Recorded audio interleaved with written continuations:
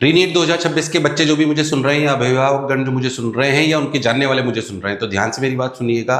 रीनीट हो रहा है, ये शाश्वत सत्य है। ईमानदार सलाह देना चाहता हूं बिना किसी लालच के। ईमानदारी से आपको कहना चाह रहा हूं, अब सब जगह चल रहा है कि कौन गलत कौन सही, बच्चे लगातार क्रोध में आ रहे हैं, कोई विरोध प्रदर्शन हो रहा है, कोई ये हो रहा है। जो भी तैयारी करना चाहते हैं उनसे कहना चाहता हूं, अब सारी बातें छोड़ दो प्लीज। मैं तुम्हें अच्छा लग सकता हूं, आज तुम्हें भड़काऊं कि अगर ये गलत था, ये सही था, तुम्हारे साथ अन्याय हुआ, ये हुआ, जो हुआ हो गया। कौन गलत सही की परिभाषा को छोड़ दो।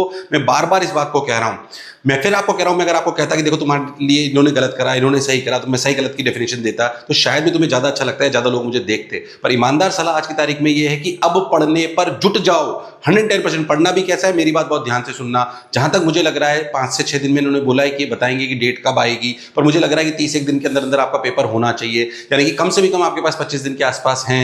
अगले 25 दिन में कम से कम 25 पेपर कर उनको एनालिसिस करना है। ईमानदारी से बताऊं तो हम कोचिंग संस्थान भी आपको बहुत सारी चीजों के लिए बोलेंगे कि हम ये कोर्स ला रहे हैं, कोर्स ला रहे हैं। ईमानदारी से आपको बताऊं तो मैक्सिमम रोल आपका है, हमारा रोल बहुत ज्यादा नहीं है। हमारा रोल अब आपको टेस्ट पेपर्स प्रोवाइड कराना। मोशन के भी जितने बच्चे मुझे सुन रहे हैं उनसे कहना चाहता हूं कि आपको हम टेस्ट पेपर्स प्रोवाइड करा देंगे, बहुत सारे गेस्ट पेपर्स भी आपके लिए लेके आएंगे।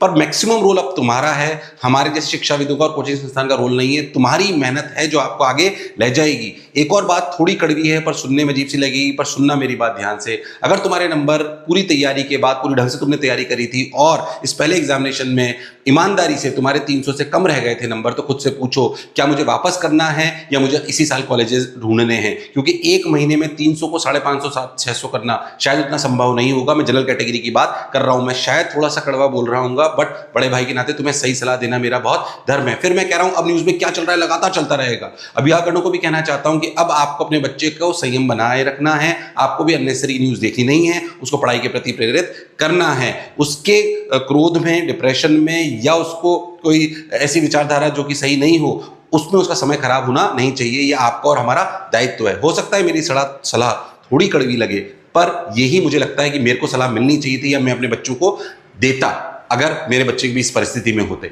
धन्यवाद।